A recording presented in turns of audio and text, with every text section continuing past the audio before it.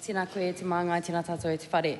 My question is to the Associate Minister of Housing and asks, why has homelessness increased greater than the rate of population growth, while the rejection rate for emergency housing has grown to 8 times what was reported a year ago? The Honourable Tama Potaka. E te maanga o te whare, as mentioned previously this week, this government takes homelessness, particularly living without shelter, very seriously. And acknowledge that the homelessness rate and living without shelter went up between 2018 and 23 despite serious spending. But it's not just about housing, but a range of issues. The Homelessness Insights report yesterday gives an insight in relation to the member's question, where it says it is not possible to determine the extent to which changes described in this report reflect existing trends in broader economic and social context or attributable to policy changes. In relation to the second limb, Mr Speaker, if the member is actually referring to the decline rate, we are collecting better data now than we did 1 or even 2 years ago, and people are leaving MSD appointments with far better and more targeted support like transitional housing and housing support products, rather than being herded into emergency housing on places like Fenton Street and Rotorua and Ulster Street and Hamilton West to live in dark, dank, dangerous squalor.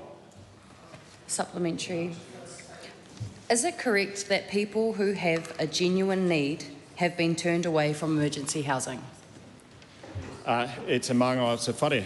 As I've mentioned several times in this House, those people with a genuine need for short-term stay and temporary accommodation and fulfil the responsibilities framework, in most cities and towns in New Zealand, emergency housing is available. Why did the government plough ahead with their changes to emergency housing when they were explicitly warned by the ministry that it would, quote, create a risk of increased levels of rough sleeping, people living in cars and overcrowding, unquote, which we are now seeing? E te maanga o te whare, we're absolutely disgusted by the number of children and others living in these dank, dark, dangerous, squalid motels throughout the country.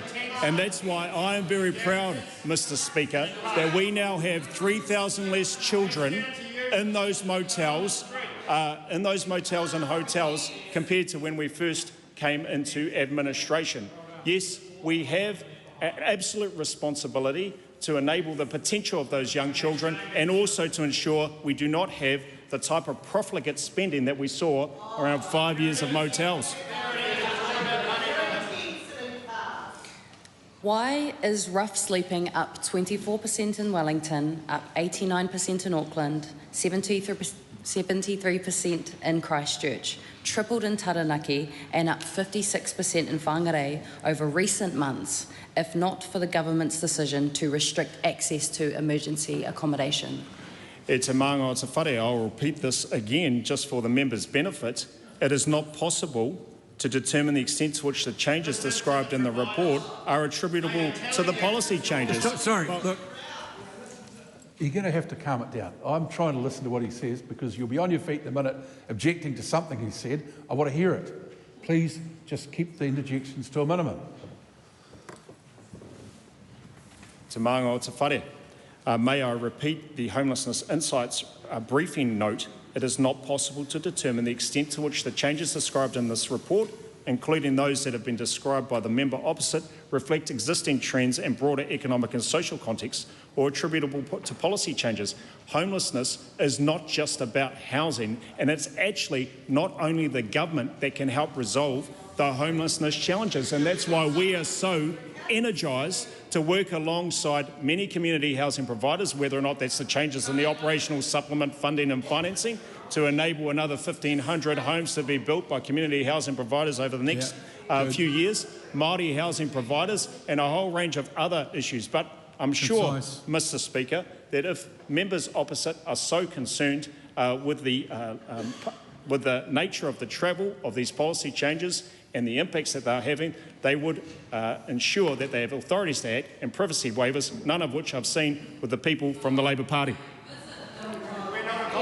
Supplementary question, the Right Honourable Winston Peters. Could I ask the Minister, in terms of the problem that he currently faces, how many homeless people were housed by the 100,000 homes project of the Labour and Green Party? He has no responsibility for that. Timothy Paul. So, No, he has no responsibility. Yeah, Timothy Paul. thank you, Mr. Speaker. Is the City Mission, the Auckland City Mission, wrong when they report that rough sleepers with pneumonia and on dialysis have been rejected for emergency accommodation because they were deemed to have contributed to their own homelessness? And if so, will he reverse the changes to emergency accommodation criteria?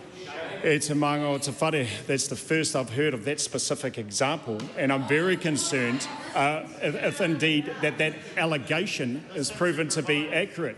However, the people, the kaimahi who work at Te Manatū Whakahiatu Ora, the Ministry of Social Development, have some very clear policies and practices that they must adhere to, and if that's a matter that concerns the member so much, it's perhaps something that she will provide an authority to act around, of which I have not seen from this member to date. Supplementary. Does he stand by his statement that they will not be returning to the emergency housing model because, quote, New Zealanders, including people sleeping rough, deserve better than that, unquote? Or does he accept that rough sleepers would probably prefer emergency accommodation over freezing on the street? E te maanga o te whare. This morning I had the great opportunity to walk with and talk with people who work here in Wellington Central, the members' electorate, and the nature of the emergency housing policies that were undertaken over the last 6 or 7 years.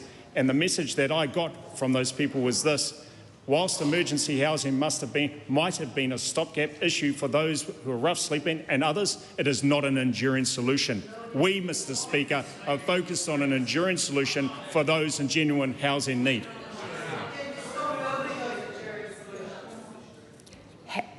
Have any social services providers that support homeless people supported his changes to emergency housing? And if so, can he name one?